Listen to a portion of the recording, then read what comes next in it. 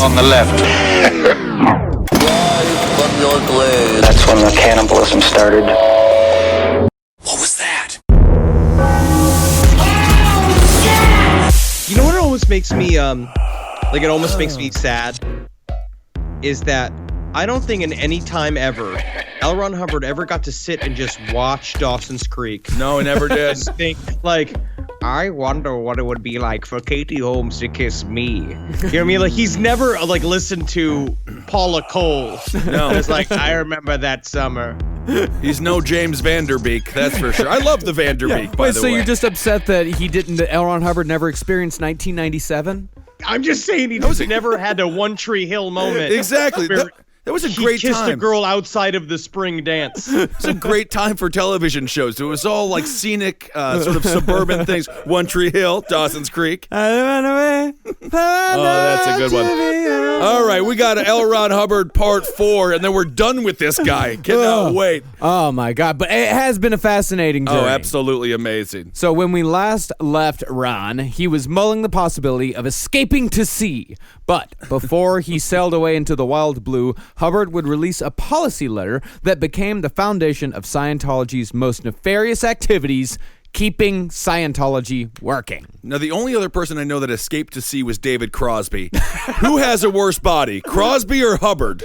But he escaped to sea in a Margaritaville kind of style escape to sea. He went to just listen to nothing about that, sailing is where I'm going. And they just drank rum straight and screamed at each other. They had a great time. They tried to die, but they didn't, so they had to come back to land.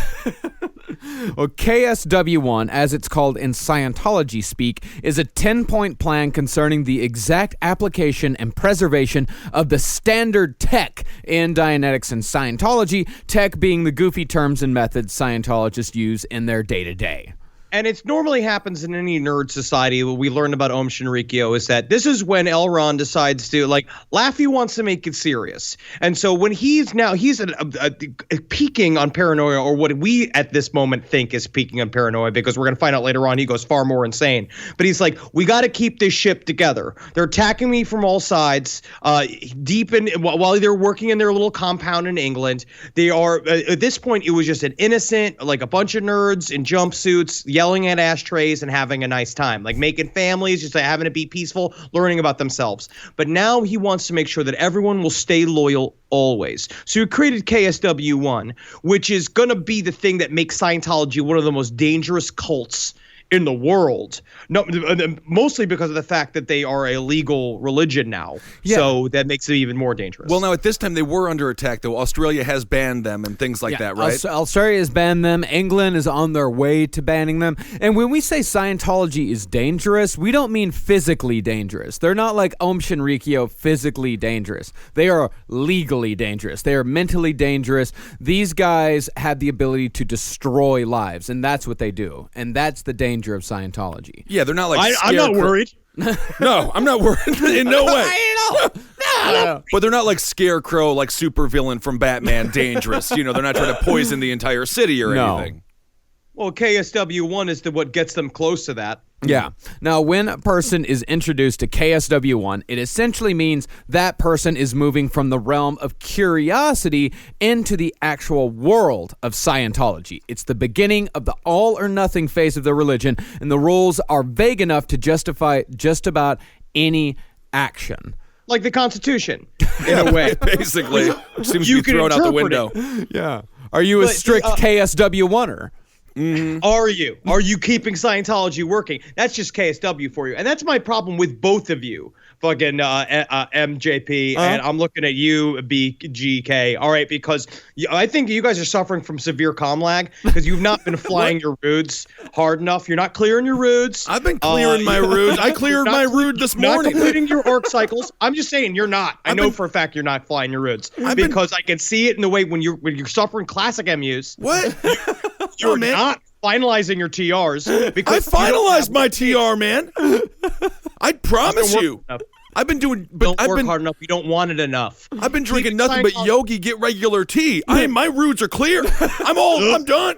I can just imagine your crudes. You're fucking horrible. I should call them crudes when they're on you. Flappy bottoms. But KSW is really very dangerous. Yeah. Let's go through the 10 tenets of KSW. 1, having the correct technology. Which means spending money for the courses that you could get through Scientology. Now you're getting this. This is like your third level class. You have already been doing TRs. You've been sitting. You've been yelling at stuff. You've been staring at each other. You've been doing bull baiting. But now it's like, okay, all right. So that's a taste.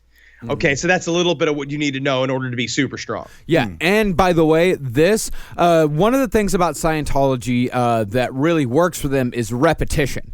Is they every time you do a course, you have to essentially redo all the courses that came before, thereby maximizing the amount of time that you were doing Scientology, and thereby maximizing how much money you spend on Scientology. So after you're introduced to KSW, every single time you get to a new level, you have to redo KSW all over again. Yeah, you have to do the whole course, everything you've ever learned. And then when they do the fun shit later on, is that when they keep rewriting it, when they say, oh, we've learned new information, now you've got to go back and do it again. All right, number 2, knowing the technology. That means passing all of your sec checks. You got to go through study tech properly. You have to clear all your words, no MUs.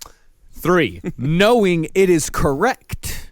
That means you get floating needle. You clear everything. Yeah, and that's how you know solidly. You have a solid, clear, salient gaze that cannot be broken no matter how many people call you a shill or yell about your unitard. You cannot break, even though you've spent a long time ironing your unitard and buckling the cuffs. They all seem like the same thing to me, just reworded. Yeah. Shut up. What are you talking about? Am I being an Why SP? you lose? I don't just. You're being a PTS, and I cannot be connected to you. 4, teaching correctly the correct technology. That means becoming an expert auditor, and you've now passed the various, it's like the TR courses, then the HRC courses, and then the OT courses. Once you're in OT courses, that's when you're properly learning how to audit yourself, because now it's you yelling at yourself in a mirror, testing yourself on the E-meter until you get a floating needle. So now I'm the ashtray? 5, applying the technology. That means going out, running the tone scale on strangers that you see in the street, being able to jump over trash cans without using your hands. Like extreme walking? Extreme walking. 6, seeing that the technology is correctly applied. And that's when shit starts getting sinister. Yes, because that's about ratting out your co-Scientologists. That's if you see people connected to PTSs, potential trouble sources, which is normally means they had a cold, which means you know somebody bad. So that's why you got a cold, because you allowed yourself to have a cold. Mm-hmm. You have to rat people out if they're not doing the work right, because that's when everybody becomes an informant. So you snitch on people with sniffles? You're a sniffle snitch? You're a sniffle snitch. What's wrong with having the sniffles?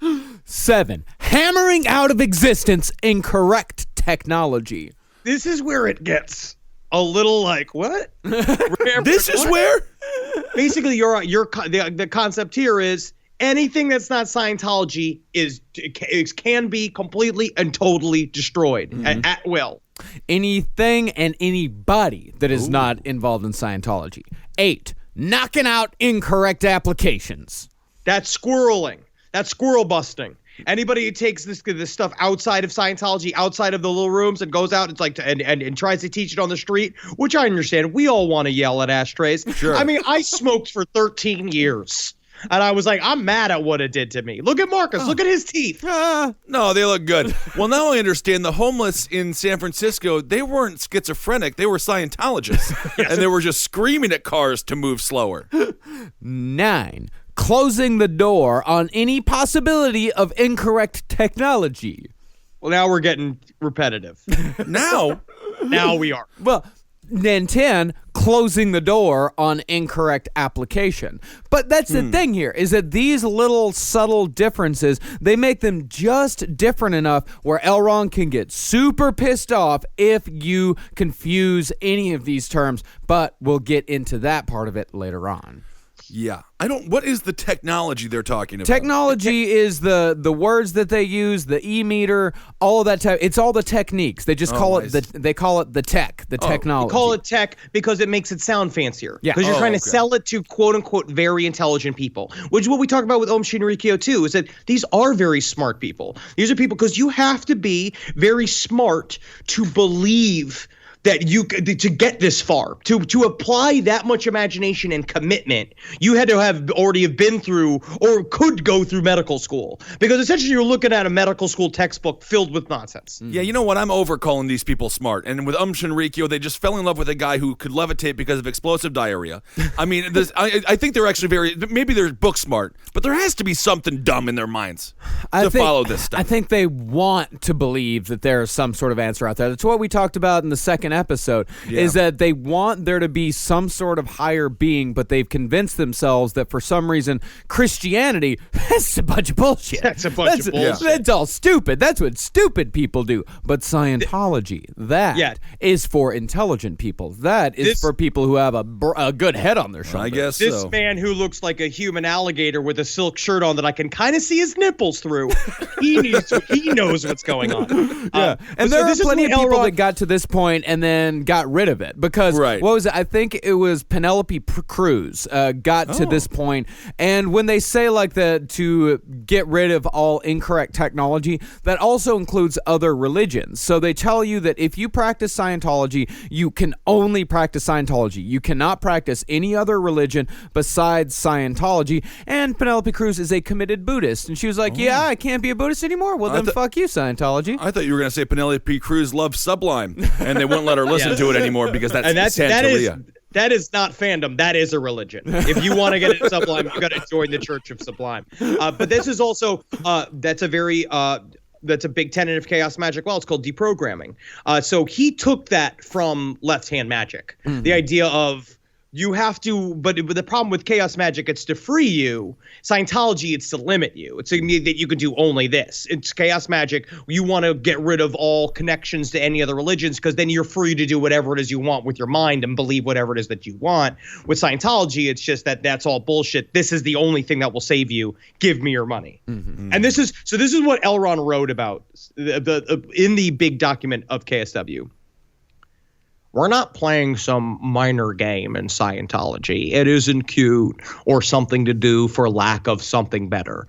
The whole agonized future of this planet, every man, woman, and child on it, and your own destiny for the next endless trillions of years depend on what you do here and now and in Scientology. This is a deadly, serious activity. And if we miss getting out of the trap now, we may never again have another chance. Remember, this is our chance to do so in all the endless trillions of years of the past. Don't muff it now because it seems unpleasant or unsocial to do 7, 8, 9, and 10. Do them and we'll win. No sporting championships, but maybe a pie eating contest. Elron, I followed you there. Now, did you say don't muff it? Listen to this other paragraph I found in KSW that's like, so this is a part of the idea of making Scientologists serious soldiers. The finest organizations in history have been tough, dedicated organizations. Not one namby-pamby bunch of panty-waist dilettantes have ever made anything. It's a tough universe. The social veneer makes it seem mild, but only the tigers survive. And even they had a hard time.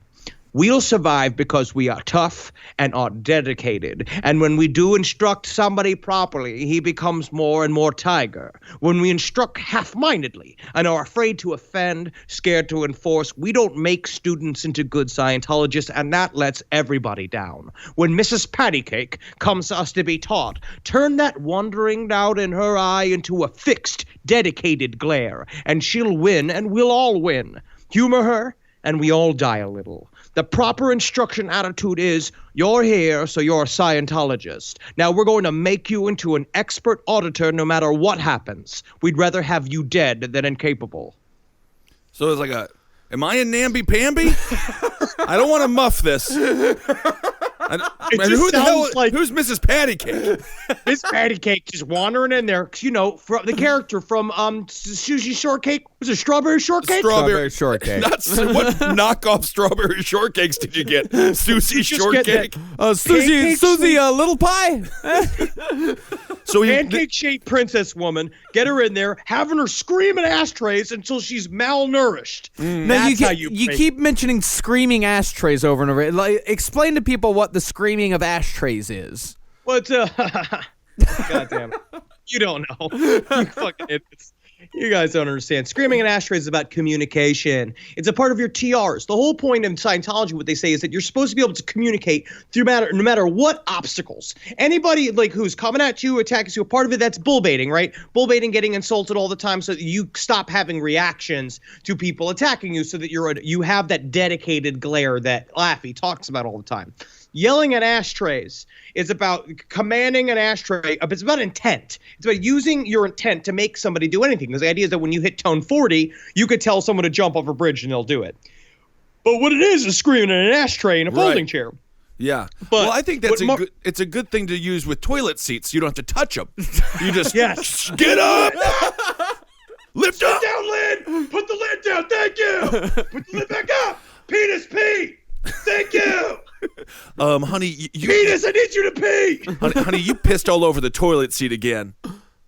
My penis wasn't listening. I had a comm lag with my penis. Now, Marty Rathbun, the piece of shit from my Scientology movie, he came out and so he said that people have made fun of the ashtray drill, and this is what he says.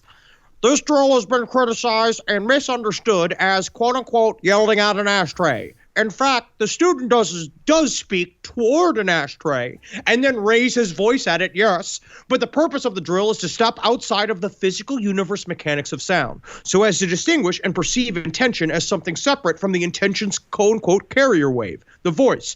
Having earlier experienced nonverbal transmission of intention while playing basketball, the concept was real to me. After several hours of communicating intention to a material object, I developed a keen perception of the intention I was able to project separate and apart from the carrier wave, the sound waves issuing from my mouth. See? So you're yelling at the ashtray. I have to say it again. Carrier wave. Well, that's interesting. Marty is the guy who defected from that My Scientology movie with the Englishman as the host. But now, Henry, you don't like this guy.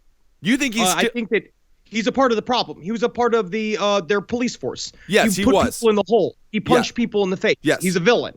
And then he only got out because they turned against him. Once he was declared an SP by David Miscavige, that's when he decided to leave. Because up until then, he was big boss baby. He was boss baby. And because you know what? You know what Scientology will say for definite? Cookies are for closers.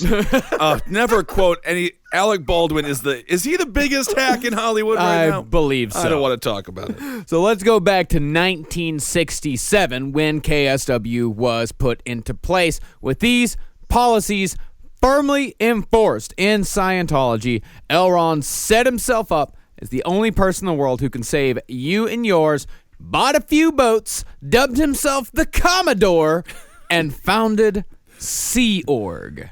Now, what cults like to do, what we've talked about many times, is that they isolate you. They keep you away from your family.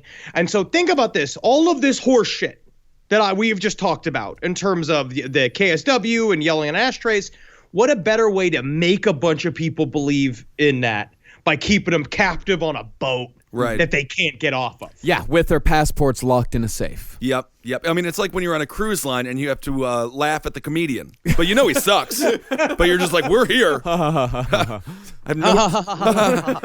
Because you're all trapped in there. A cruise is just a floating overlook hotel. You're all trapped in there and you've always been there. A floating toilet is all they are.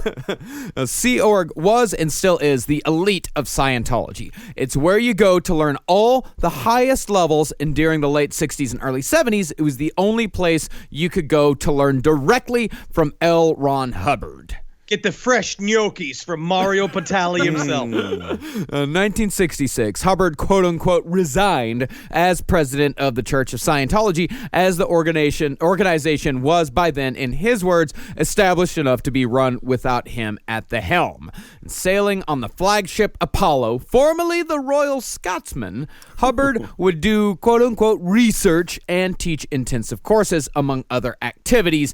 Here's an example of one of those courses actually recorded on the flagship Apollo. All right, now if the PC at that moment were gave an aspect of relief and looked well, you would say, that's good.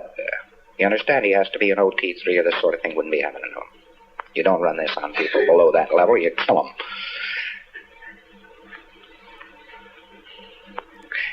So, he says, yes, oh, that's great. Oh, my God, what really... Oh.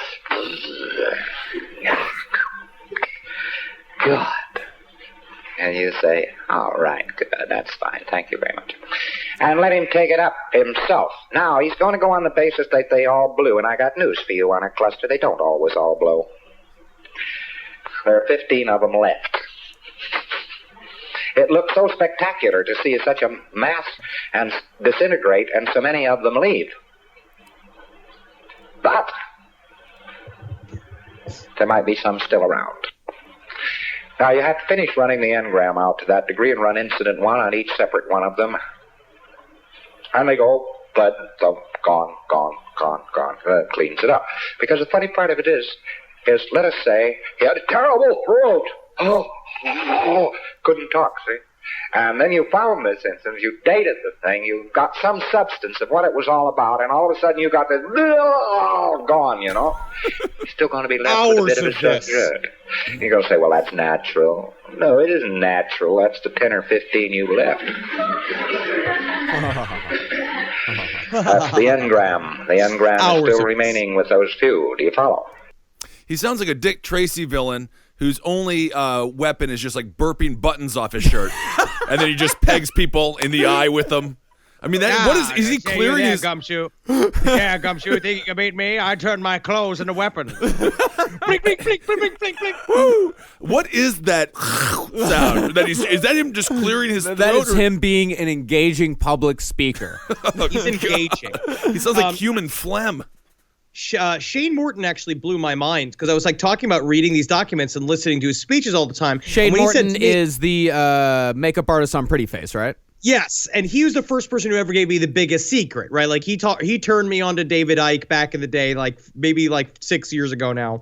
And so he was like, I was talking about, I'm getting to reading all these Scientology documents and listening to him speak. And he's like, well, you have to never get into the rhythm of the way these guys talk. I was like, well, what are you talking about? It's like all holy books, Dianetics and Scientology books included, are written like echolalia. They're written like you're speaking in tongues, and it's a hypnotic rhythm.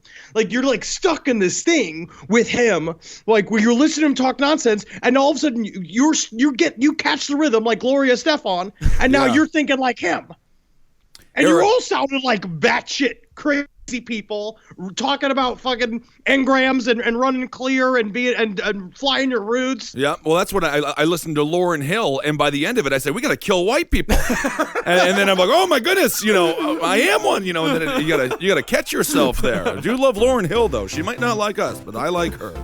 Today's sponsor for Last Podcast on the Left is MeUndies. Elevate your underwear game to the next level with MeUndies. You perfected your wardrobe, but what about the stuff not everybody gets to see? If you've been settling for store-bought underwear 5-packs, I got something that will change your life for the better. MeUndies. I'm wearing them right now.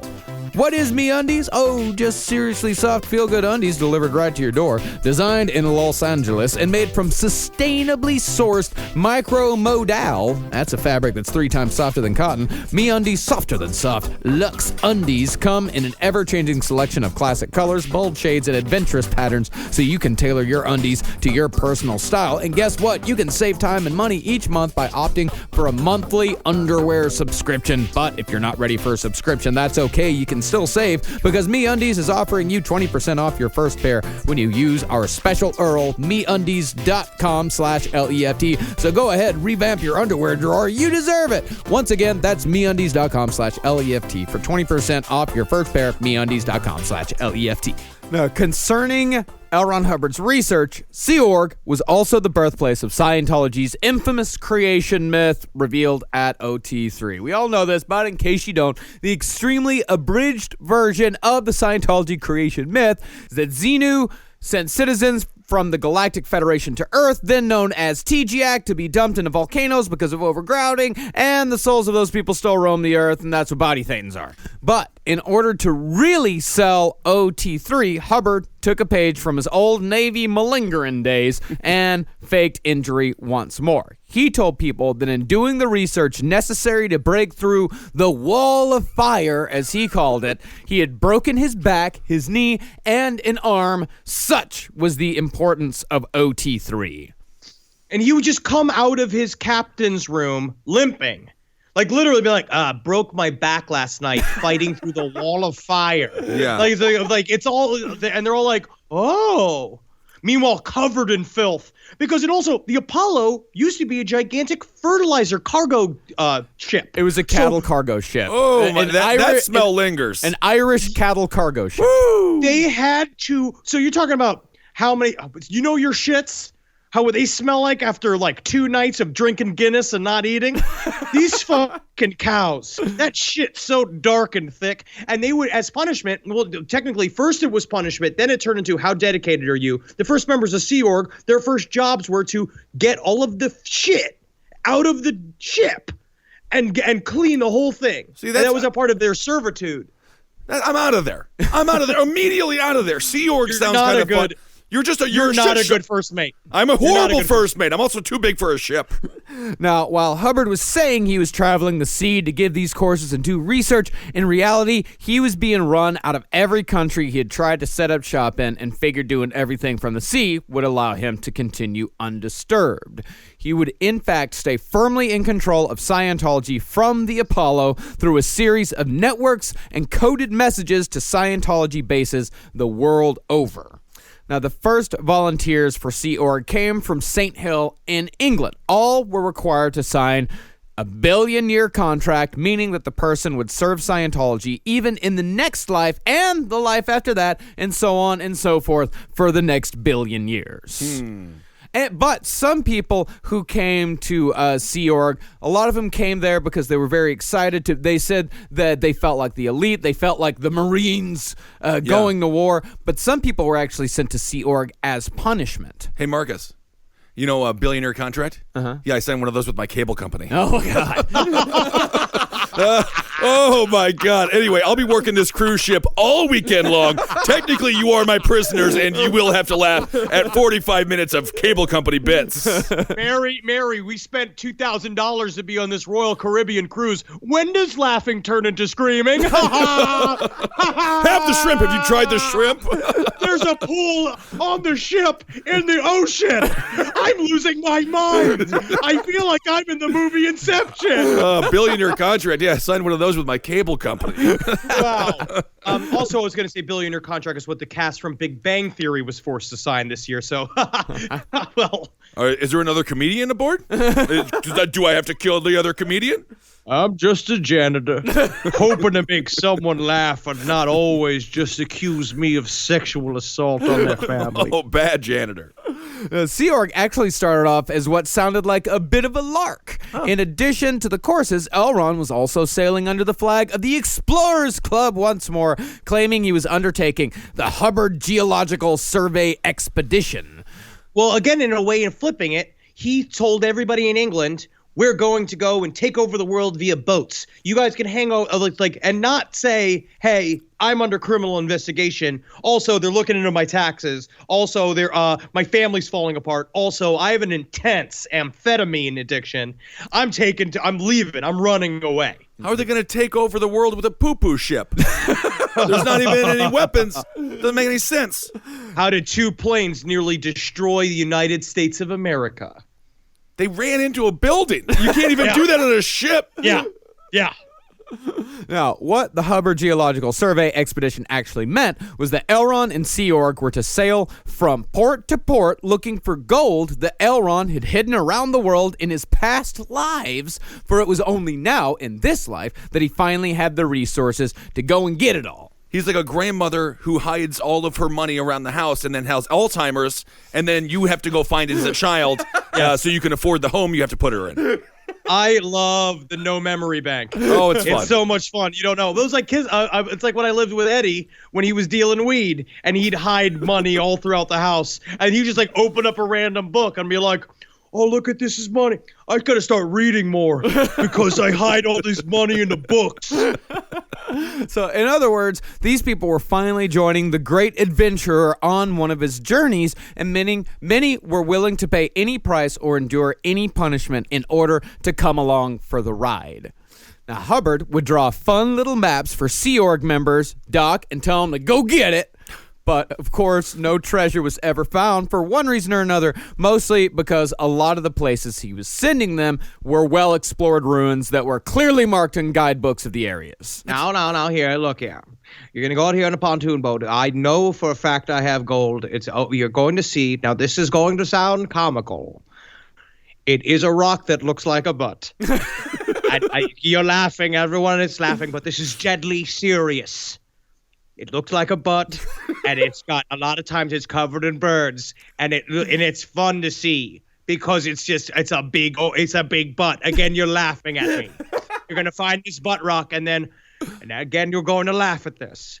There's a hole in the center of the butt rock, and what I'm gonna need you to do is pull all the mounds and mounds of dirt out of that.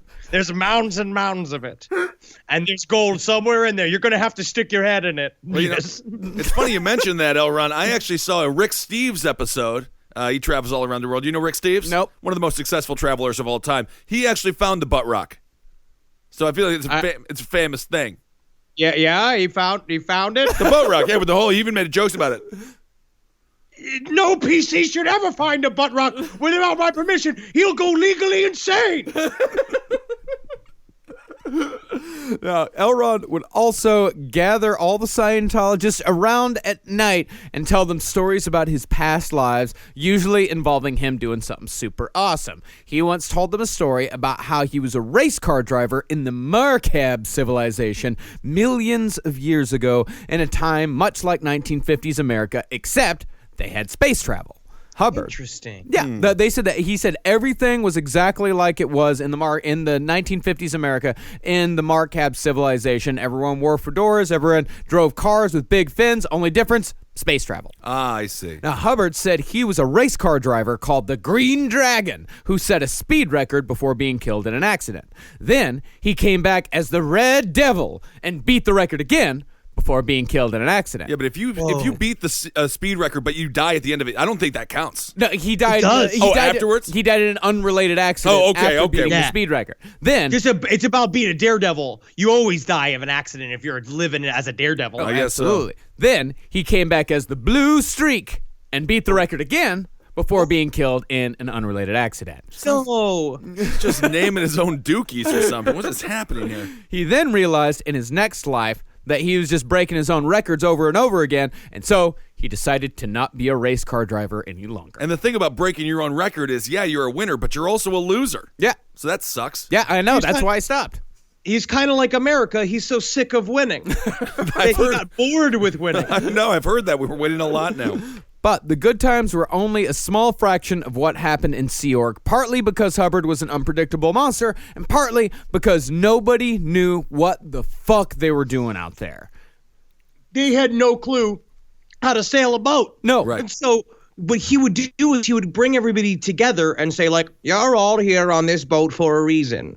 You're somewhere in your past lives, you knew how to run things on a boat. And now what we're going to do now is run our lives. We're going to run our past lives back so we can find the exact past life that knew how to run the boat. And we're going to ask that past life how to run the boat. Yeah, he just walk up to a random person and say, you're the captain now. And the person that was the captain, she's like, oh, but I don't know. I'm not a captain. I'm a fucking kindergarten teacher. And what he would do is he would take them down to some secluded room, shove an e-meter in their face, give them the cans, and do auditing on her until she finally found a spot in her mind somewhere that had some sort of sailing knowledge. It's like, oh, yeah, I remember I was a captain once. He's like, okay, good. Now you're the captain. Well, you know what? Now you're the captain. I like that, actually. Just throw them out there. Make them. They'll learn. They have to learn. Yeah. That is good delegation. And honestly, if he had ran the borders that I was working at in Tallahassee, he could have turned that ship around. You know what I mean? But also, remember, this is all based on the lies that he ran a ship in the Navy. like he was in charge of a submarine for maybe what was like 6 weeks. Well, it wasn't a it submarine. It was a sub hunter. He just. And he also did set sail kind of when he was in college. I mean, he tried to make it to Cuba. He just made it to Florida. But he did have some sailing knowledge. He's now running a massive tanker. A 3,000-ton ship, yes. It's different than a pontoon boat with 20 college kids on it. He had a captain that knew what he was doing. So he's just saying shit. And again, like, this is also very culty, like, specifically, where he's telling people to do things impossibly just to see their dedication to him. So mostly just like, if you're just not willing to go all the way, I'd rather have you dead than incapable. And because these people were so inexperienced, there were almost constant accidents, and every time there was an accident, Hubbard lost his fucking mind. After one incident in which the Apollo was almost swept into the rocks, Hubbard placed the entire ship under a condition of liability. Now, if you remember from our last episode, a condition of liability came with the tying of a dirty gray rag around a person's arm. In this case, Hubbard had the crew tie a dirty gray tarp around the ship's smokestack because everybody was in trouble. So dumb. But it's also, you couldn't bathe. So you had to wear your own clothes and not bathe and not clean itself, and then you wear the dirty rag. And then when they put the rag on the ship, he didn't allow anyone to clean the ship, which also include emptying the tank, like the shit tanks, and like putting up like, so the whole thing became this like covered in flies, like it used to be. It became a cattle fucking ship again. Yeah, it sounds like a ship going into Ellis Island or something. But why is? I mean, if I'm the ship, I'll be like, why are you punishing me? You know? They did. You know how? Want to know how far they took it? They even tied a dirty gray rag around Mary Sue's corgi's collar. Oh, leave the corgi alone! I didn't know there was a corgi aboard. Too. That kind of changes everything. The fact there's one corgi aboard. No, but that corgi did nothing wrong. Oh my god! Oh, that's fun. No. You just imagine one little corgi, and then they wrap the thing, and you're like, I didn't do nothing. I'm a corgi. He just takes his paws and puts his paws on the E-meter, being like, you're captain of the ship now. Okay.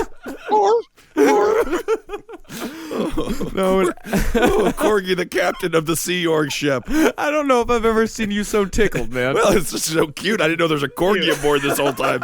You know, you tell me that. They got the little feet, you know. They got the long bodies and the nose there. Cute dogs, yeah. So when accidents kept happening, Hubbard started introducing new punishments. For example, an offender could be locked up in a dark locker for who knows how long, their only food served in a bucket, or they could be assigned to chip paint in the bilge tanks for 24 to 48 hours without a break, depending on the severity of the condition. Horrible. They also got in the habit of just throwing people overboard when they pissed him off, which became a daily ritual on the Apollo. It tickles me so much. It's like the saddest thing. I know it's bad, but I know that I would have laughed if I saw people just get thrown overboard and be like, oh my God. What was it? Was Pirates of Caribbean. Yeah, did they plank it? Did they make them do the whole walk the plank type They thing? just tossed them. Now, they died then. No. They did not die. Nobody died. No. Really? Yeah, because they walked up, they called it the gangplank or something like that. They always came back. No one died as far as we know. So what they would do is that the names of the people to be thrown overboard were posted on the orders of the day, and at 6 o'clock, the master at arms would gather everyone on deck. Then, presided by Hubbard, Mary Sue, and their kids, someone, sometimes Hubbard's teenage daughter Diana, would read off a list of crimes and chant, "We cast your sins and errors to the waves and hope you will arise a better Thetan." Then the person would be tossed out to sea. I just can't stop thinking about the corgi looking at the list. We're like, oh, I'm not the players. I can't swim. Sorry, corgi, you gotta go. The corgi's name was Vixie. Oh, Vixie the corgi, what a good dog. Well, of course, it wasn't just young, strong people on this ship. There were people that should not have been tossed overboard. There was this one sickly woman, almost 60 years old, named Tulia Salmon. She was thrown into the ocean, sobbing and screaming because she knew she probably wouldn't make it out alive. She did. That's good. But Hubbard was later heard by a Sea Org member making jokes about it. For weeks, You see how she splashed? You figured that with her last name being Salmon, she would have took to the water much easier. You know what I'm saying? It's a freshwater fish. Freshwater fish, it just didn't properly fly its roots. It's got to fly its roots, and then a freshwater fish can be a saltwater. Oh, I see. But I know that for a fact. I used to be a saltwater man. That sounds disgusting. But Hubbard wasn't just throwing people overboard because they were fucking up in their sailor duties. He would also do it if people failed at KSW, namely doing the tech wrong. Here's an example of how angry Hubbard could get about fucking up. There are a number of laws and actions which go along with assessment. There's an entirely different subject, just as different as pulling up the anchor and splicing lines. Different subject. Different, completely, utterly. They are even years apart in development, called listing and nulling. This is something listed by the PC. Listed by the PC. PC says it. It is from a question. The auditor asks the question. The PC then gives him items which the auditor then writes down from the PC. This is called listing and nulling. Listing and nulling. Nulling, listing. Not assessment. There's something about the way that that's recorded where I feel like we have to go fight the Japanese now. Like every time I hear that, I'm just like, when are we going to drop the bombs, Mr. Truman? Yeah, that's what he would do. Like, that entire clip is about like 7 minutes long, and what he's talking about is he's talking about the difference between assessment and auditing. Assessment is looking at someone and trying to figure out, using the tone scale, where they are on the tone scale so you can audit them. So he would have these little differences between levels, and anytime someone would get it wrong, he would absolutely lose his mind because it's all about control. Right. It's all about you. I will tell you exactly how to do things, the exact way you're doing things, right and wrong. It's kind of, again, reminds me of David Berg. There's a lot of David Berg in him, and the idea of that, like, he obviously that's where he gets his sexual thrills, where he likes the little minutia. Because then once you create a world of these tiny little rules, and you have a bunch of dedicated, now essentially slaves on the ship that react to your every whim. Like, you can just pull that line and make the puppet dance anytime you want, and that's got to be very thrilling. I don't think about it. No, don't do it. But the Children of God cult, obviously David Berg, there wasn't the rampant sexual abuse in Scientology here on this ship. There's very little sex in Scientology. So it's not. I actually think it's not as bad as Children of God in a lot of ways. That cult was disgusting. No. Scientology, sex doesn't really come into it. Interesting. It's very strange. No, it's all about money. Yeah. It's money. Everything is about money. It all came from L. Ron Hubbard's obsession with money. I'm just saying, guys, we've been doing this podcast for many years. It's just refreshing. It's refreshing to have a cult where sexual abuse isn't rampant. And as a further method of control, Hubbard developed an oversensitive sense of smell, flying off the handle if a scent wasn't to his liking. He even employed a woman with a sensitive nose as His sniffer dog. There's a corgi. Use the corgi. Train the corgi. He'd use her to root out the offending orders. So he'd walk into a room, say, "I smell mildew," and then he would make this woman come in and sniff around the room until finally they found a little bit of mildew that could be removed, and finally Hubbard could use the room. But, of course, it was all bullshit, because years later, he would end up going to Salvation Army stores to get disguises, and it never bothered him one bit that he was wearing all these musty second-hand shirts and jackets. It's like a horror movie villain. When you hear the sniff, you know she's close. Well, I can smell the future. Well, with L. Ron Hubbard, it really was kind of a horror movie for these people, because they would see these little ticks, because you never knew when he was not going to when he was going to fly off the handle and when he was going to let something slide. And they would see these like small little ticks where they all knew, like, oh, fuck, it's coming. Today's other sponsor for Last Podcast on the Left is Hunt a Killer. By now, you've heard about Hunt a Killer. It's the murder mystery subscription box service that delivers new clues to your doorstep every month. Hunt a Killer puts your true crime sleuthing skills to the test, and you don't even have to leave your house. The stories unfold with an ongoing creepy correspondence. Things like letters, articles, objects, and tools, all from a Hannibal Lecter type killer curator. All you have to do is apply for membership at huntakiller.com. They only let a few hundred new members in a month, so don't wait too long. They have different subscription plans to choose from, and Hunt a Killer also makes an incredible gift. There's nothing out there like this. So to help support our show, they've offered a 10% discount for our listeners. Use the code LEFT and get 10% off. So head on over to huntakiller.com and register now. Come join the hunt. Now, compared to the punishments that cults like Om Shinrikyo would inflict on people who screwed up, namely straight up murder, right, all this actually seems pretty tame.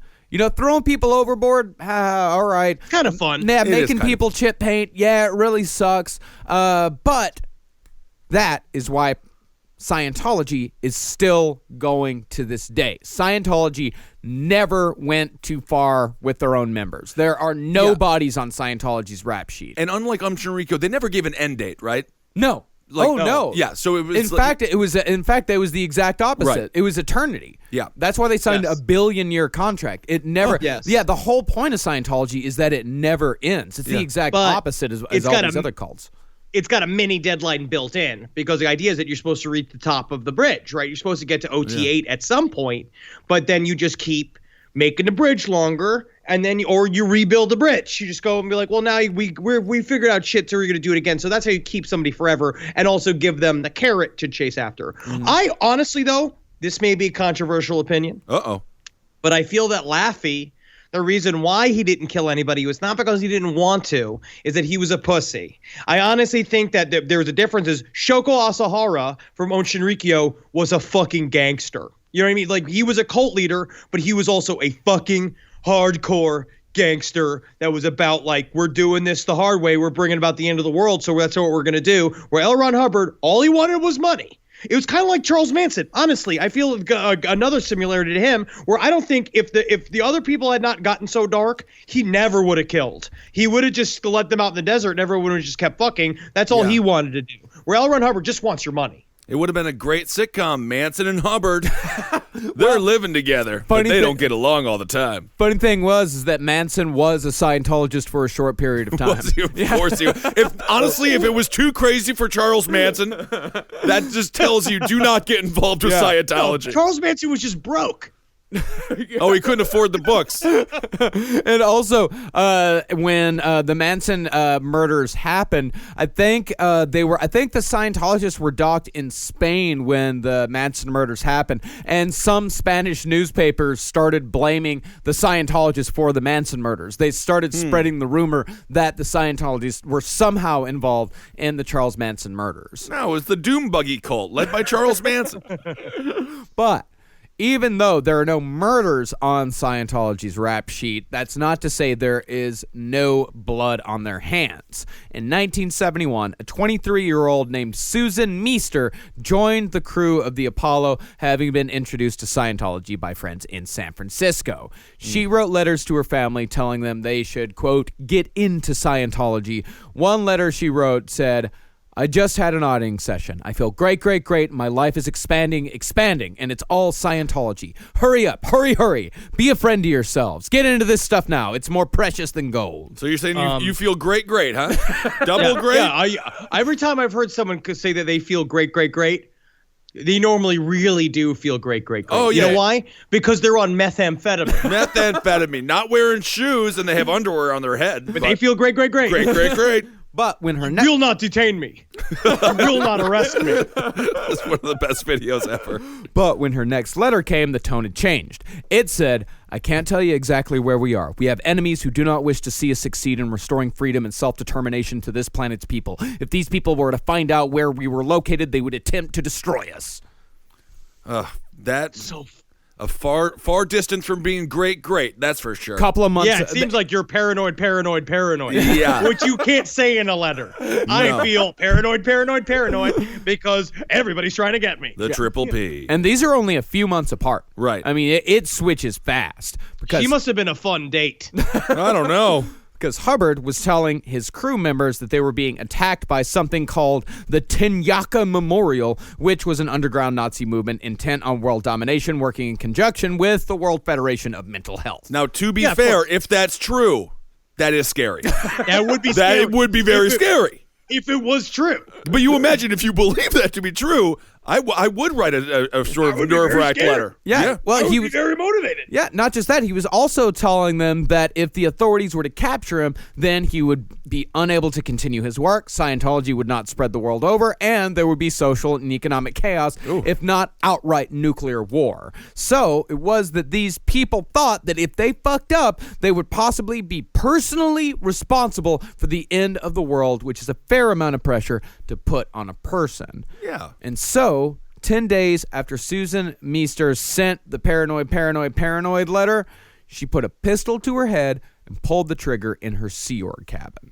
And Scientology responded by spreading rumors that she was a former drug addict who had attempted suicide previously and that compromising photos of her had been found, none of which were true. And what I found is really sad is that they put the corgi to work to cleaning up the blood. Oh, my goodness. And it's got that little thing around its neck, the dirty rag.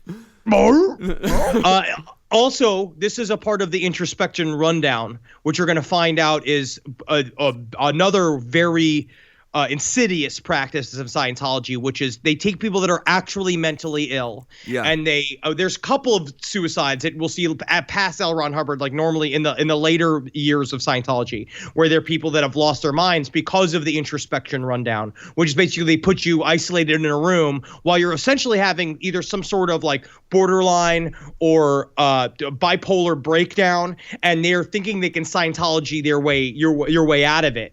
But you can't because it's a fucking illness. Yeah. Well, it does seem like a cult that has a philosophy that is kind of conducive to suicide because there is an afterlife. Again, that billionaire contract. Yeah, I signed one of those with my cable company.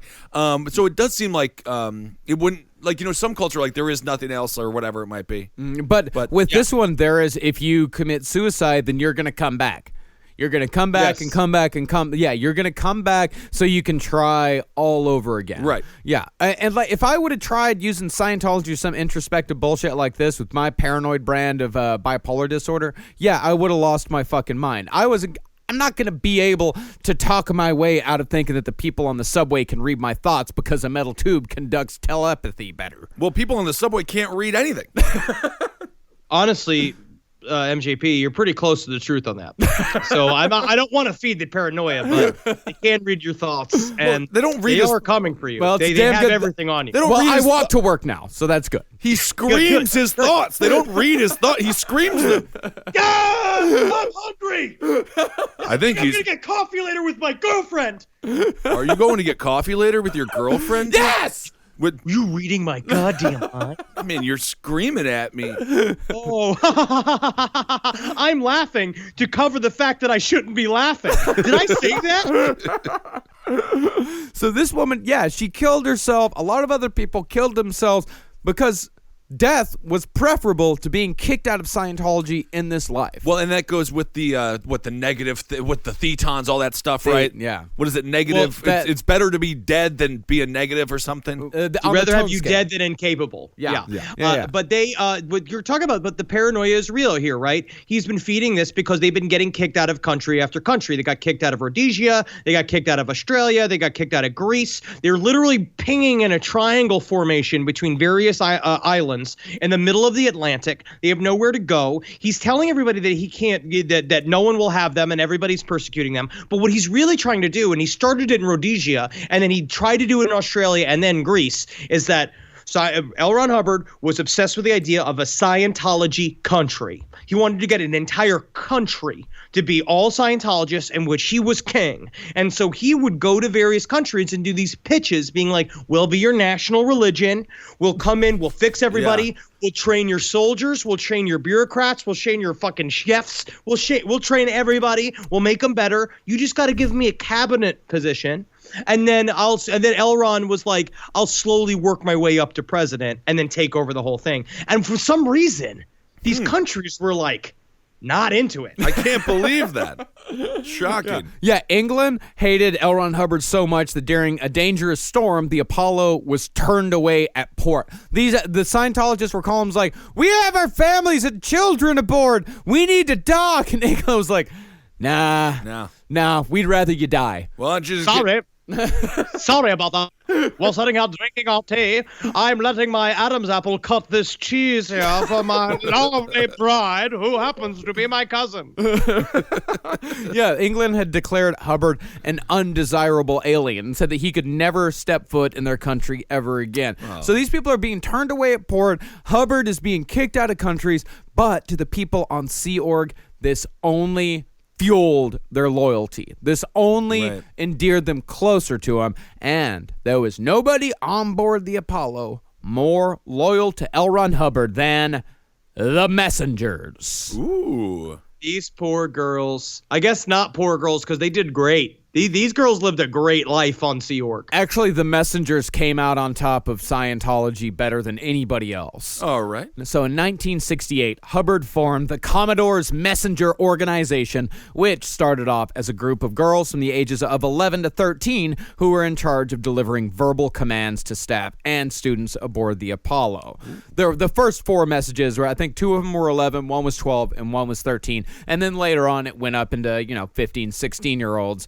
These girls were soon trained to deliver messages in Hubbard's exact words and tone of voice, and it wasn't long before these pubescent girls were acting with the authority of the leader of one of the world's most powerful cults. That's kind of fun if you're an 11-year-old girl. It's very fun if you're an 11-year-old girl. Screaming a bunch of dudes. It's Babysitter's Club if they were dictators. Yeah, that's kind of fun. They also served as Hubbard's personal assistants, working in 6-hour shifts around the clock, awaiting his every order, dressing him, even following him around the ship with an ashtray to catch his cigarette ash, because L. Ron Hubbard was like a 2-pack-a-day chain smoker. I don't know about the whole dressing him part. That's my least favorite part of the day. He didn't. I don't think he even popped a bone, though, because this wasn't about sex. No, I know. I just don't want to dress L. Ron Hubbard ever. They washed and combed his hair. They massaged his back. They smeared cream that he thought made him look more youthful on his face. And they did all this dressed in halter tops and hot pants. Oh, so maybe there's something a little sexual in it, but I don't know what. I don't know what layer. Yeah, I mean, these girls, even the ones that defected and said, and came out and said, like, this guy is terrible. He's a tyrant. He's a monster. They all said no sexual impropriety whatsoever. Good to hear. They also said that L. Ron Hubbard never really fucked his wife either, because L. Ron Hubbard was probably impotent. Ooh. Completely impotent. Yeah. Also, when you're on that much speed, he's on speed. He's covered in creams. Like, he can't have sex. He's not interested in having sex. He sees himself in a mirror. But I honestly, every morning, you comb this weird man who looks like one of the Goombas from the Super Mario Brothers movie. Oh, yes. You're carrying this. He's got that sideways teeth. You cover him in cream that he says makes himself look beautiful. Yeah. And he obviously looks like a very scary, soft-bodied clown. Yeah, now and he's in front of girls dressed in halter tops, and he's like, "Do I look beautiful?" Like, he's just like, well, you definitely you look a little wet. So thank you. That's a compliment. I used to be a saltwater man. Now I'm a freshwater man. So I have to say, wet as the Dickens. That's a term I've just. Dickens are always wet. Well, I'm happy we didn't muff it up. Now, scientists did try to do a little half-hearted flirty fishing at some of the protocols where they docked, but the men of Corfu described Scientologist women as, quote, cock teases, who told them they could only sleep with Scientologists they were married to. Oh, my. That was the whole thing, is that you could, there was no premarital sex, and it wasn't like Children of God, where it started off as no premarital sex, and then it just kind of blossomed out from there. They kept to that. Well, it doesn't sound like there's a lot of marital sex either, to be honest. Not a whole lot of sex at all. Exhausted. Everybody's exhausted. They would talk about that, about how, like, you also did that on purpose. In Sea Org, you can get married, but then it would sort of be like, it seemed on accident, but it always worked out like this, where then they would be put on opposite schedules. So the husband and the wife one would be working night shifts and the other would be working morning shifts, and they would never see each other. Yeah. That's a part of the reason why a lot of them defect, is because they fall in love on Sea Org, because your emotions got to go somewhere. You're next to people all the time. You know what I mean? Like, you're gonna have a work wife, and then all of a sudden you just can't see them, and they're doing it on purpose. Yeah. Yeah. And if you try to have children on Sea Org, if a woman gets pregnant, then they would pretty much take the child away and have the kid raised in like a Scientology group home. Or they would make them get abortions, even though L. Ron Hubbard was supposedly 1,000% against abortions, if you'll remember from the Dianetics episode. Well, that's probably one of their biggest crimes, are like the thousands of forced abortions that they did. Just it was insane. That's not right. Well, you can always, he seems like a kind of guy who would be staunchly pro-life, covered in creams, covered in creams, pampered by 11-year-olds. Yeah, and speaking of the 11-year-olds, that group of sea cheerleaders became the most powerful people on the Apollo, and the only people that Hubbard felt like he could trust. And one of those messengers once asked Hubbard why he chose young girls as his most trusted confidants, and he said he got the idea from Hitler. With young people, you had a blank slate. You could write anything you wanted on it, and it would be your writing. Yes, and there's no one more trustworthy with a secret than a teenage girl. They will not talk to their friends about it. In no way will they at some point plot your inevitable doom. Yeah, he had this is the Hitler youth. Nothing is more sweet and sympathetic than a 12-year-old girl. Absolutely. No way they're the devil incarnate going through a whole series of changes. And as far as why girls were chosen specifically, Hubbard said it was because he thought women were more loyal than men. I can believe that's very that to be interesting. true. Yeah, and also he kind of went through this. There was a guy during this whole time. There was a guy named John McMaster that was like one of the first official clears of the England group that started going around and doing talks about Scientology and what it's done for him. And he came a little bit of a celebrity himself, and he was L. Ron's like right hand man for a while in the UK. But eventually, Laffy got upset that he was getting all this attention, right, and basically cleared him, took all of his certs, he pulled his certs, which means you're not clear anymore, and then made him clear out shit at the bottom of the horse stables on board of the Apollo. And then that's when John McMaster in his private journal started calling Laffy Fatty, being like, Fatty put me on more shit shoveling duty today. And it's like so funny. But he hated men. By the end, it started he hated women. By the end, he just like any male around him, he just assumed wanted his spot, which is completely true. Competition, that makes sense. Yeah, for him, yes, because he's an insecure, tubby man at the end of the day. Naturally, Hubbard's intensely close relationship to a gaggle of teenage girls caused some rifts between them and Hubbard's family, particularly Hubbard's own teenage daughter, Diana. See, Diana was a hardcore administrator, though. Yeah. Diana was cold and calculated. They called her Princess Diana. They said that she was the scary one of his kids. Yeah, she was the scary one. Like there were some others. There were the shitty ones, and then we'll get to the Quentin here in a second. But Diana had pissed off Hubbard somehow, and so Hubbard gave one of his girls a message to be delivered. But this time he added, "Go spit in Diana's face." So the 13-year-old girl hauled off, burst into Diana's office, who was 18 at the time, spat in her face just as commanded, and started screaming at Diana in her father's voice. "You're muffing it up! I'm muffing it up on your namby-pamby pantyways! Muffing it up! You didn't fly your runes!" Yeah. Well, that's assessing and knowing. Yeah, there were these 15-year-old girls, 13 to 15. They would do impressions of L. Ron Hubbard, and they would scream at the top of their lungs. They would get the tone of his voice and his exact words. They were Everyone was terrified of them. So you're on this gigantic boat out to sea for years, and constantly the people that you are most afraid of are a bunch of 15-year-old girls in halter tops, and you are a grown man. And they're covered in Vaseline like Burt Reynolds in either striptease or showgirls. I can't remember which one. It's striptease. Feels good, but it feels good between his toes. It does. It does. But if you could dress all those girls as Sailor Moon, there are Japanese businessmen that would pay to also be on that boat, and many just like weird men in Des Moines. Now, the other Hubbard children weren't happy either, especially Quentin, who was a teenager in the early 70s. See, Quentin was described by many of the crew members as quote-unquote swishy. And what the heck does that mean? And as we know from the last episode, as well as the life of John Travolta. If there's one thing L. Ron Hubbard doesn't tolerate, it's swishiness, a.k.a. homosexuality. Well, that's not right. And this would all come to a head with the Apollo stars, which we'll get into later. But despite the unhappiness, the Hubbards lived pretty good in comparison to the rest of the crew. Elron and Mary Sue had staterooms in addition to a suite on the promenade deck, off limits to students and crew. They had a personal steward, as did all the Hubbard children, who all had their own cabins. By contrast, the rank and file lived in cramped, roach-infested dorms fitted with 3-tiered bunks.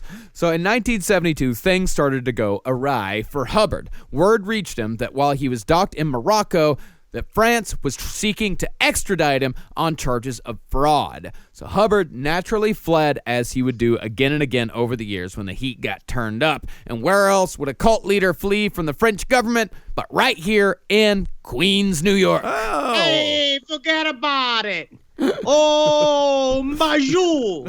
Nice, he goes down, he gets nice mozzarella and some nice prosciutto. It's a nice pasta. That's not Little Italy. You're from Queens. That's not what. I wish I could talk. Oh God. It's not. All right. So Hubbard and an assistant got an apartment not too far away from where we're recording right now. And for the first few weeks, Hubbard did nothing but watch TV, taking in everything after being gone from the United States for almost a decade. He never watched any television. He had no clue what was happening. So he's getting all of this pop culture for the first time. Like, he's literally being like, oh, look at this. This is amazing. And then also would sit at night and make his assistants stay up with him. And he'd start these monologues while sitting in the apartment. And the first thing he started doing was saying, like, I wish I could have found that gold. I wish I could have found that gold in my past lives. And now he's starting to believe his lies. He's starting to believe that he did have past lives. He was hiding gold. He was serious about it, which doesn't make any sense. He then also told everyone in the room that he wrote The Prince and that Machiavelli stole it from him. Mm-hmm. And like getting mad, like screaming about it. And they'd say his eyes would roll back in his head. And he was essentially sort of going into trance. Yeah. The Prince? Yeah, The Prince by Machiavelli, yeah. It's a movie or a TV show? It's a book, Ben. Is it like The Munsters? Is it like The Munsters, or is it like... Why you gotta do this to me, Kissel? So L. Ron Hubbard wrote it, huh? Yeah, no. No. Well, I heard L. Ron Hubbard wrote it. He did not. Well, I heard he did, so. Yeah. Well, he spent so much time watching TV because he tended to draw a fair amount of attention when he went outside. His hair was long, orange, and bushy, and he was in the habit of wearing a big hat with the brim upturned, a combo that made him look like Bozo the Clown. And as he was so accustomed to being revered by almost every person in sight, it was quite a surprise to Hubbard when he walked outside, only to be met time and time again by the jeers of a group of Queens neighborhood kids. Hey, Tommy, come here. Hey, come here. Come look at this guy. Hey, you look like a homeless clown, you piece of shit. Ha ha. Hey, give me $1. Give me a goddamn $1. We got, hey, Tommy, look. Oh, hey, look at that there, Billy. I think a guy's wearing our shoes. Hey, yeah, it looks like he's wearing our shoes. I'm not wearing your shoes. These are my shoes. I bought them from the thrift store. Yeah, but it seems like maybe you're wearing our shoes. Take off our shoes. Take off our damn shoes. No, I will not. No, you have not flying your roods. You haven't been flying your roods. Take off your goddamn shoes. Is that a knife? Every 9-year-old in Queens. Just running. That would have been so much fun as a 9-year-old having a good old-fashioned adult victim. Oh, my goodness, yes. Now, after spending the better part of a year in Queens eating fish sticks and burgers while waiting out the French, Hubbard returned to his ship and told his faithful crew members that he had merely been inspecting American orgs and not hiding out from a government trying to duck fraud charges. No way. Now, this fraud investigation may have been the catalyst for the launching of Operation Snow White. In 1973, Scientologists began infiltrating the governmental bureaucracies in 130 countries around the world, particularly the United States, and particularly the IRS. Operation Snow White was an attempt to either copy or steal documents that didn't shine a favorable light on Scientology or L. Ron Hubbard. It was all operated by the Guardian's office, who were in charge of protecting Scientology, and at the head of the operation was Mary Sue Hubbard. At least officially, it was Mary Sue Hubbard. Mary Sue Hubbard does sound like a talking teacup. And she looked like a talking teacup. Now, the two main agents in the IRS were Gerald Wolfe, codenamed Silver, Awesome. and Michael Meisner, who for 2 years stole governmental documents related to Scientology until their plans were foiled by a cleaning lady in 1975, but we'll get into that later. Think about this. They got into our government. They flipped people that work for us by going after their personal, like what we're going to see now is Scientology, what they do, right? They got PIs to dig up bullshit on these people and flip them. Classic. Now, in 1974, Hubbard was involved in a terrible motorcycle accident in which he broke his arm and several of his ribs, but it turns out that when faced with an actual injury, Hubbard was a bit of an asshole. Huh. Well, they said this was a problem, right? Is that there were people there that were trying to go back through his auditing sessions, because technically, if you have an accident, that means you're close to a PTS. You are next to some sort of, you're a potential trouble source, because if you've had a big accident and you've been connected to an SP, that's the only way somebody who's clear has a physical accident. So there was a lot of inner turmoil at the time, being like, well, he needs to be re-audited. And they're like, well, he's L. Ron Hubbard. We can't re-audit L. Ron Hubbard. And they're like, well, technically, according to rules, we're not supposed to let him go. And so there's a weird, of course, dissonance of watching the guy that's supposed to be better than God have a motorcycle accident. I do like the idea, because he envisioned himself like James Dean on the motorcycle, going through the winds with wind blowing in his hair, but he's just a fat guy who's just like, whoa! Yeah, and so they said that for weeks and weeks and weeks, he just sat in a red velvet chair screaming. They said he was like a disagreeable old man. He just became a pain in the ass to everybody. But the messengers, they stepped up. And by the time Hubbard got back on his feet, the girls were in firm control over the Apollo. And Hubbard's mood had changed for the worse. This is when he instituted the Rehabilitation Project Force, aka the RPF. People assigned to the RPF wore black boiler suits, were segregated from the rest of the crew, and slept in an unventilated cargo hold on dirty mattresses, their only food being what was left over from the crew meal. Now, do we have any idea what the Corgi is up to at this point? We have no idea what's happening with the Corgi. Honestly, it's being groomed. The Corgi's living a charmed life. It never went to the RPF. Good. It's completely fine. Also, you're going to look at, this is what they view all people, all SPs, anybody not in Scientology should be treated like. Yeah. They believe that anybody who's an SP should be living like that. They should be sleeping on dirty mattresses in an old fucking burnt out cargo ship. But worst of all, the messengers now had the authority to send whoever they wanted to RPF, sometimes on a total whim. Therefore, the messengers became even more feared on the Apollo than L. Ron Hubbard himself. Wait, these 11-year-old girls? About 15 at this point. 15. Wow. Yeah. Yeah.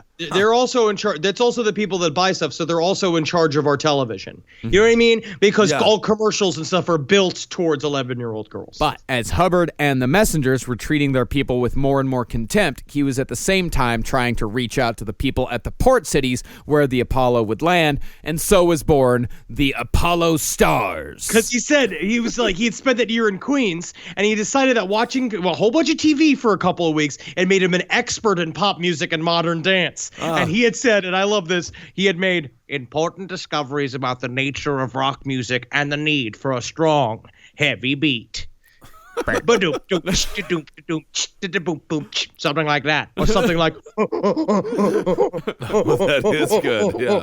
Now, giving credit where credit is due, and that's to the musicians, not Hubbard, who billed himself as a quote-unquote producer. The music is actually pretty good. Kind of good. Like, I like it. Like, All here, right. It's got some bossa nova to it. I mean, yeah, it's like jazz fusion. Take a listen.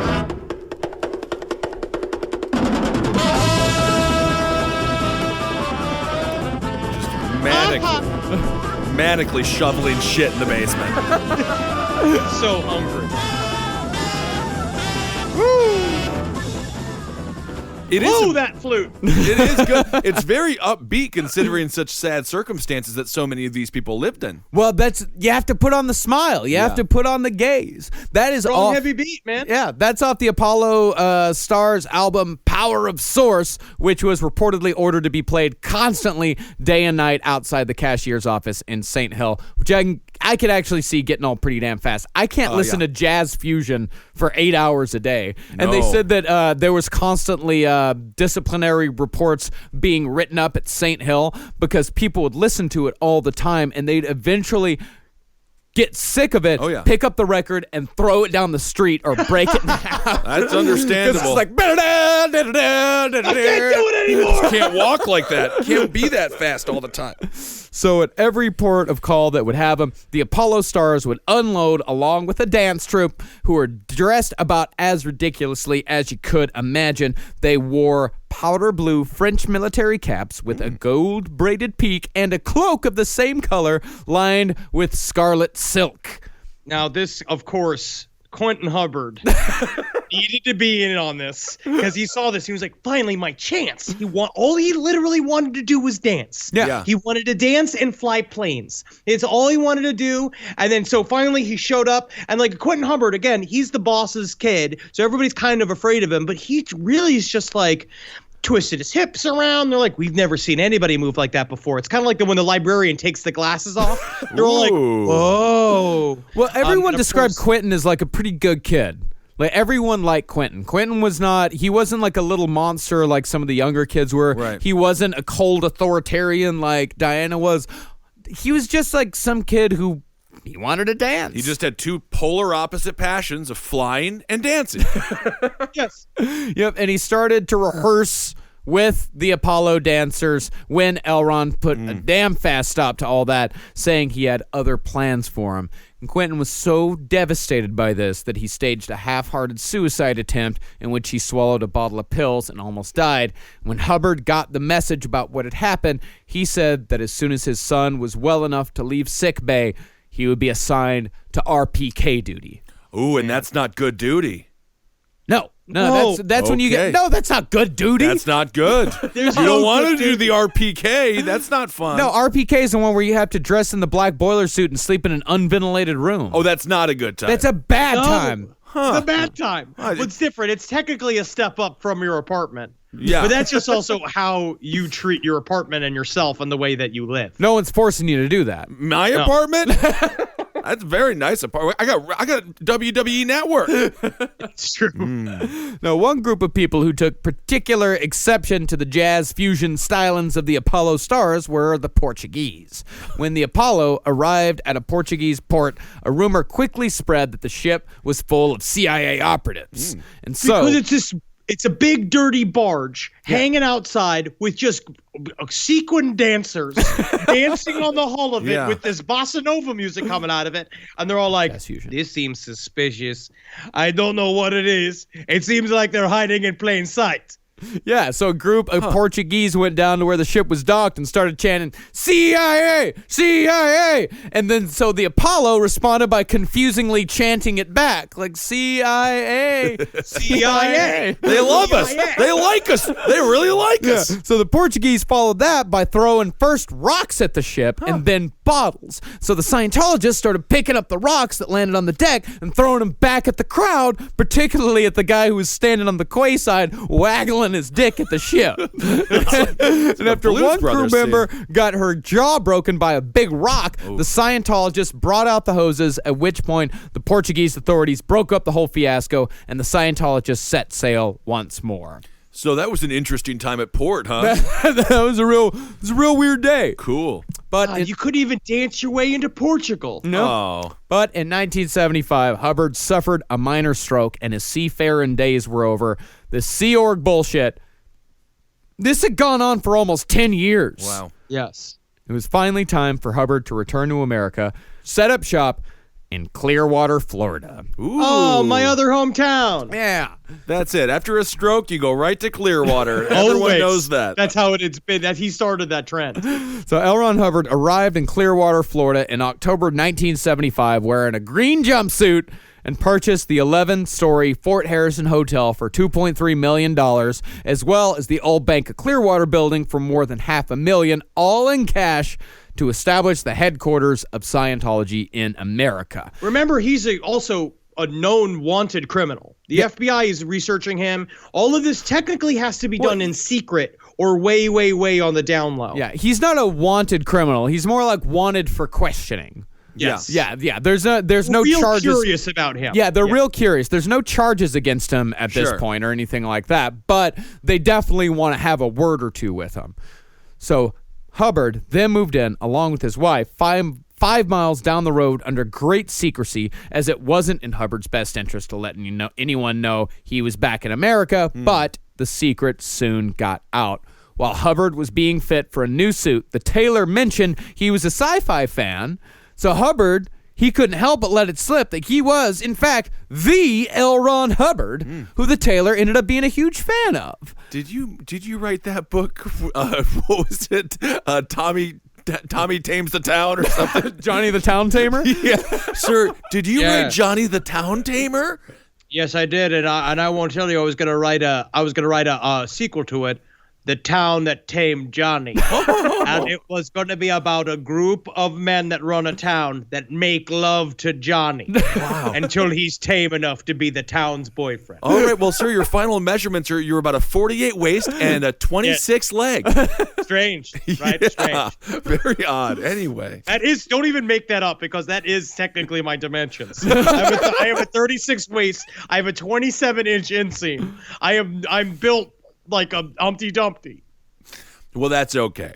So the tailor, after finding out that he had just fit the L. Ron Hubbard fursuit, he went home and told his wife about it, who told all her friends that a famous author had moved up the street, and before Hubbard knew it, a reporter had come knocking at his front door.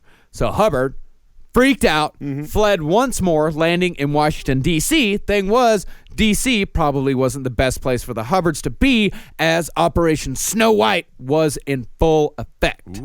By the beginning of 1975, the Guardian's office had people in the IRS, the DEA, and the Coast Guard.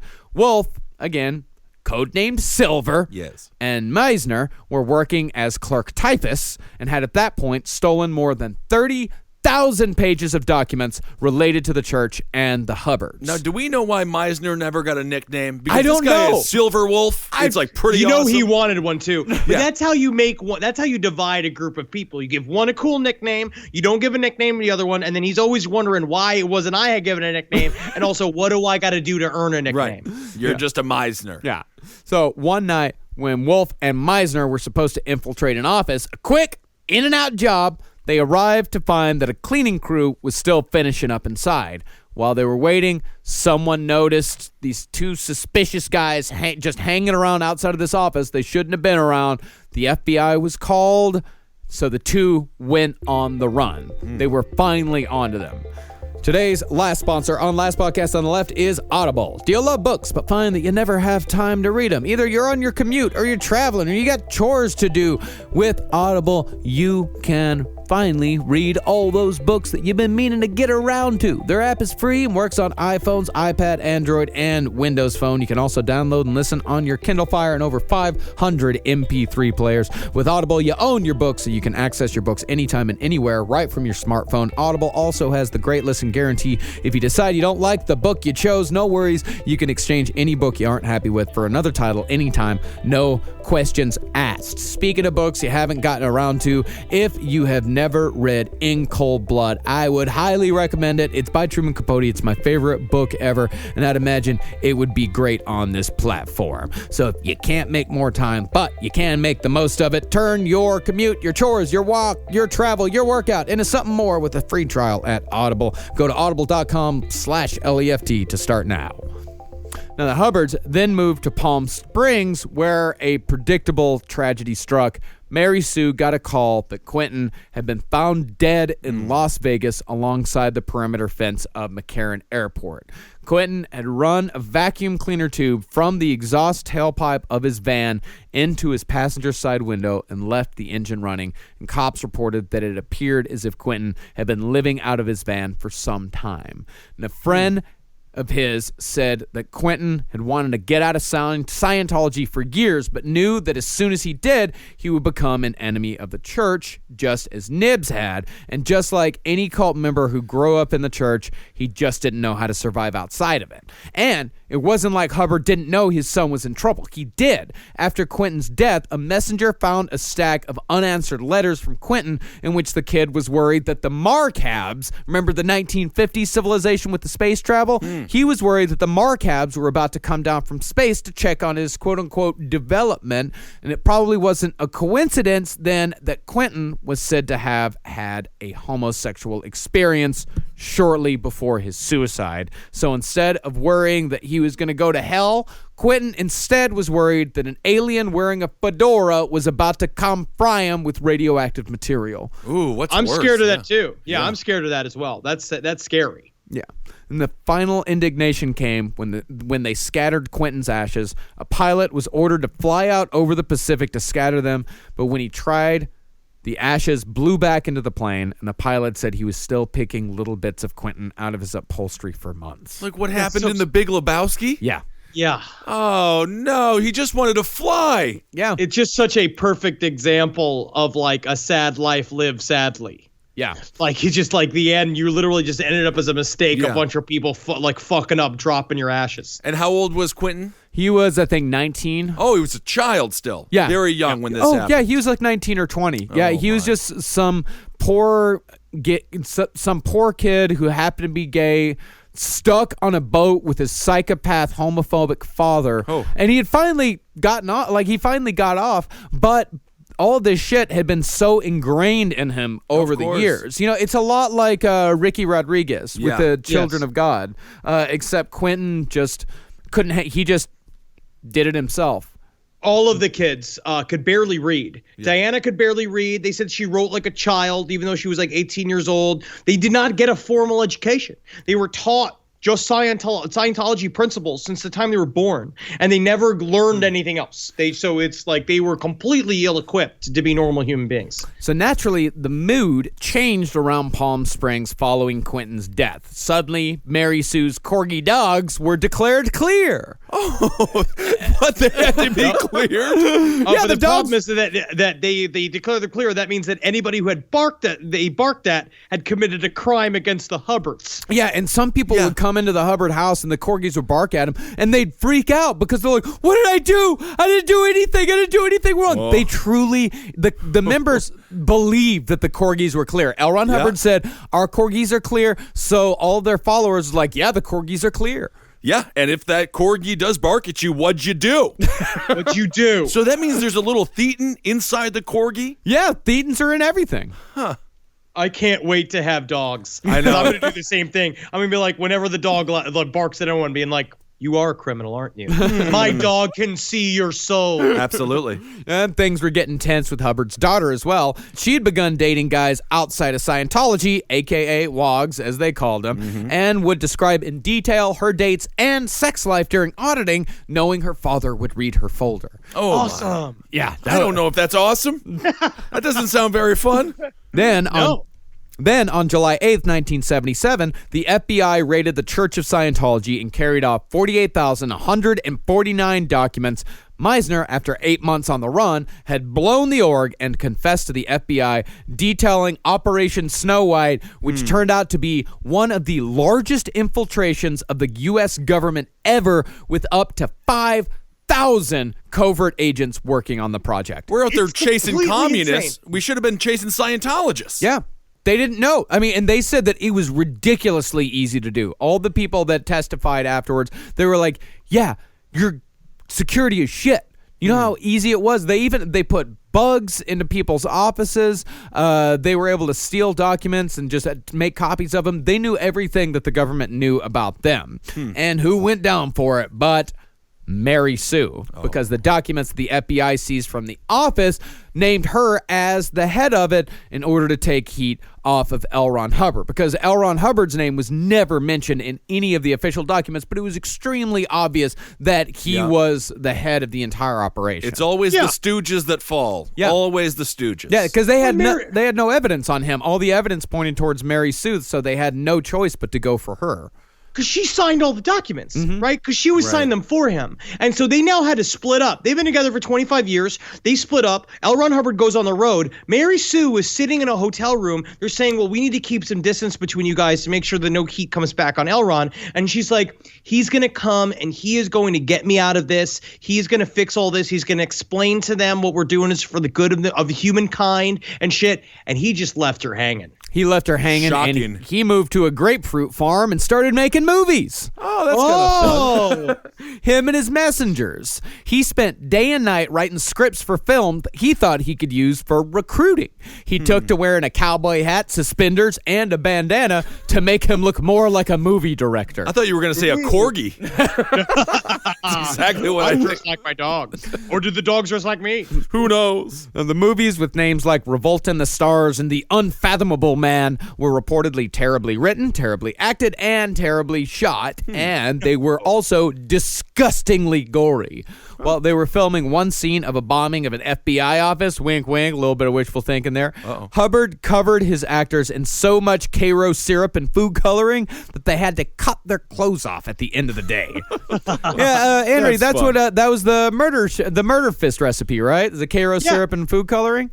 Yep. And then you put a little bit of laundry detergent in it so you can get out of your clothes, and it never does. And you reek of corn syrup for the rest of the night. That's fun. Yeah. Also, what an act of chaos magic it is to make a movie about the FBI office blowing up, dressing it apart, doing the whole thing. Again, it's going back to weird black magic ritual where he is trying to make it happen. Yeah, he's trying to make the reality. Now, while this little side trick, this may seem meaningless, like just a little bit of trivia, but this is where one of Scientology's most infamous members would ingratiate himself into Hubbard's good graces, for it is on the grapefruit farm that messenger David Miscavige would get his start. Now, this is this is a lesson in right place, right time, because he had other advisors and shit, but people that have been with him for years, for decades, that were his close people. But David Miscavige just went the very end. Yeah, he was a scary one. Yeah, at the very end, because Miscavige's parents were Scientologists. They had joined in like 1970 or something like that.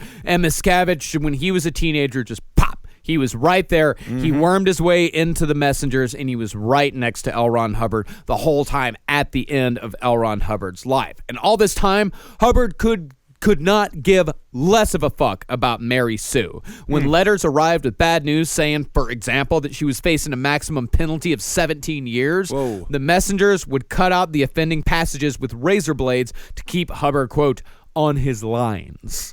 And on October 26th, Mary Sue and 9 others pleaded guilty on 1 count each of the indictment in a plea deal. Mary Sue received a sentence of 5 years, one of which she actually served. Soon after, an appellate court ordered the seal to be lifted on all the documents the FBI had gathered at Scientology headquarters for the case. The papers had a field day, and Hubbard, exposed once more, fled for a final time. He disappeared with 2 messengers named Pat and Annie Broker and was never seen again. This is so classic. He abandoned his family. Now he abandons Mary Sue. I mean, this guy is a true sociopath with zero concern for others. His wife never saw him again. His children never saw him again. He never appeared in public again.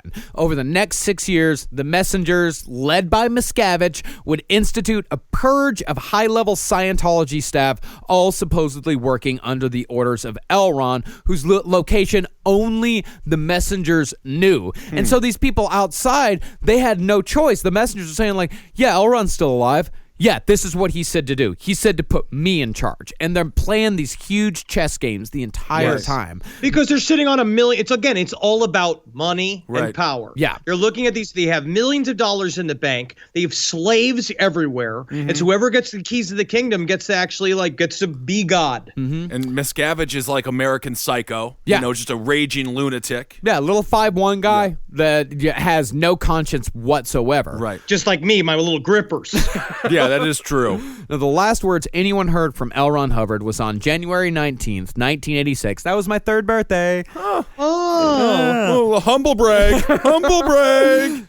On that day, Hubbard announced in Flag Order number 3879 that he was promoting himself to the rank of admiral. He was promoting the brokers who helped him escape the last time to loyal officers.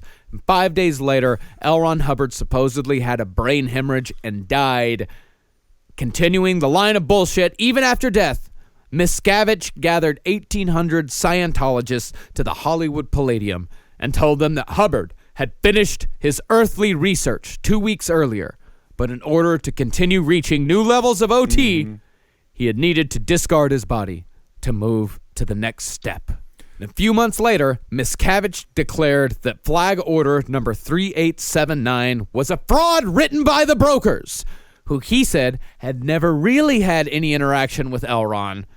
Miscavige placed the brokers under standard justice handling, and with them out of the way, Miscavige took complete and total control of the Church of Scientology, an organization he still runs to this day. He's like And the what I little will- prince from Shrek.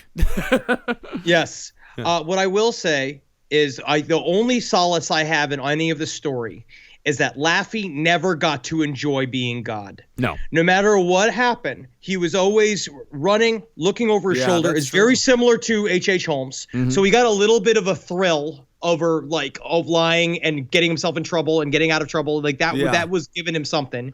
But he never got to like it. He never got to. He was Right. always on city ground. Well, he got his followers. That's the thing, is that he always had a really good time with his followers, but he was also constantly being hounded by people who saw through his bullshit. I could say we can draw a little bit of parallels to that. Absolutely. To what's happening right now. I would not wish- it is. You can draw so many parallels between L. Ron Hubbard and Trump. It's fucking ridiculous. It's crazy. It's hard to not bring it up all the time. I know it's hard to not constantly bring it up, but yeah, his followers, he's having a great time with them. They are into it, hook, line, and sinker. But everybody else is like, what the fuck are these people thinking? Right. What is wrong with these people? Oh, he had to be stressed out the entire time. I wouldn't wish Constantly. that life on. I certainly would only never want to do that. Imagine if L. Ron Hubbard had Twitter. Oh I, my goodness. Honestly, I think I could handle it. If L. I Ron think Hubbard I had would Twitter. be, honestly. No, you- I think I'd be an excellent dictator. Running from no, he was that's- never a dictator. Dictators don't have to run from the law; they make the law. They are the law. He Yeah, was but you never gotta start powerful. by- Everyone You would have be a to wonderful outrun the dictator. law, and then you get to make your own law. You have to. I don't think you outrun know and how beat the countries law. work. I think you would be a horrible dictator because you'd be so mean to everybody. No, I listen. I'm empathetic. I understand you have to. You're not keep people empathetic. Happy. Yeah, you keep the peasants happy, and you keep your closest officers afraid of death. But that's the idea: is you have the peasants on your side, just in case they try to overflow you. Your inner group tries to overthrow you. They rise up to protect you. That's what Kim See? Jong-un does in North Korea, and they're about to blow up the whole world. Power resides where people believe it resides. Oh my God! See? Whatever. Is that like some Hans Christian Andersen poem or Eyes on something? Actually, it's from Eyes Game on of the Thrones. crowd. But Whatever. All right. Well, that's it. Wow. That's it. Yeah, we're fucking done. Holy hell, L. Ron Hubbard in Scientology was never heard of again. Wait, that's not true. That's not what happened. Yeah, I mean, that's the Thank God story that's about. over. That's the story. I mean, and that's the funny thing about it is that that's just the story of L. Ron Hubbard. Right. When David Miscavige takes over, the entire church changes. And in fact, Oh, David Miscavige's father has come out and said, "Boy, that kid really fucked up." He said his father has come out and said that, like, my son has perverted Scientology. He has perverted the workings and the teachings of L. Ron Hubbard. Oh, he perverted this homophobic, disgusting, racist cult. Mm-hmm. Huh. Just to Terrible. remember that David Miscavige is actually not the bad one. He got taught to do it, and he's just doing it. I think he's like the bad teacher one. He's the bad one. Teacher taught him how to do it. They taught him what he needed to do in order to win. And you know what winners do? Winners win. And Well, so he just I don't know. I mean, no, Miscavige took it way further. Miscavige, he was the one that introduced the whole. He's the one that introduced all of these, like, and he's the one. I mean, yeah, he did learn a lot from Hubbard, but he kicked it up to the next level. Like, Yes. he's the one who turned Scientology into, like, the truly dangerous organization that it really was during the 90s, before the internet came about and people started looking at, like, oh fuck, this Scientology thing is really dumb and really dangerous. And much like L. Ron Hubbard, Miscavige always looks wet, which is just true. He always looks wet. I does. have no idea. gotta look wet because then it shows slippery, hard to grip. That's right. Defense technique. Thank you so much for listening, everyone. And let's see here. Do we want to talk about the Patreon? Yeah, or- if you guys feel like we deserve a little bit of cash for what we do, go to patreon.com/lastpodcast on the left and donate to our cause here. Yep. If you donate just $1, you get advanced ticket sales. We've got some more shows that we're going to announce here very soon. We also want to officially announce that we are going to be at the Indianapolis Crime Con. Which is why that's why we're coming to Indianapolis for a live show in the first place. We are going to be appearing at the Indianapolis Crime Con. That's happening June 9th to the 11th. They have so many awesome people there. They're going to have F. Lee Bailey, my favorite. Harold Schechter is going to be there. Harold Schechter's gonna be there. Yeah, they've got John Ronson. They've got one of the prosecutors from Making a Murderer is going to be Cool. there. the prosecutor. Prosecutor, yeah. Ooh, I've got some words with you, my friend. Oh, and he's got some words for you. And we'll say it. Oh, don't you know? I don't think you acted very politely to that boy with the mental problems. You know. Yeah. So excited for that. So Yeah, excited and for go to- 420. Yeah, if you want to go to CrimeCon, go to crimecon.com. You can get your tickets there. Excited for that. Excited for 420 in Yes. Denver. Legalize it. I can't wait It's to been check legalized. it out. 419 in Denver, 420 in Colorado Springs. It's all the Home same. of It's all Denver. Focus on the Family, by the way. So we will be talking about James Dobson, that raging lunatic who is worse and more homophobic than L. Ron Hubbard. Oh, absolutely. And if you want to read more about this, there is Barefaced Messiah by John Sweeney is fantastic. A Piece of Blue Sky is another really good expose on L. Ron Hubbard. There's another good website called TonyOrtega.org called Up the Bridge that basically describes the step-by-steps of actually what people do in Scientology. It is a really great resource to really understand what it is that these fucking maniacs do. And again, remember, groupthink is horseshit. If anybody's telling you what to think or isolating you from your family, they are wrong. They're doing it. You are in a cult. You're in a cult. If anybody says that they have all the answers and they are the one that is going to save you, they are going to destroy you. Yeah. They do Yes. not care about you. They only care about themselves. Cult L. leaders. Ron Hubbard is a piece of shit.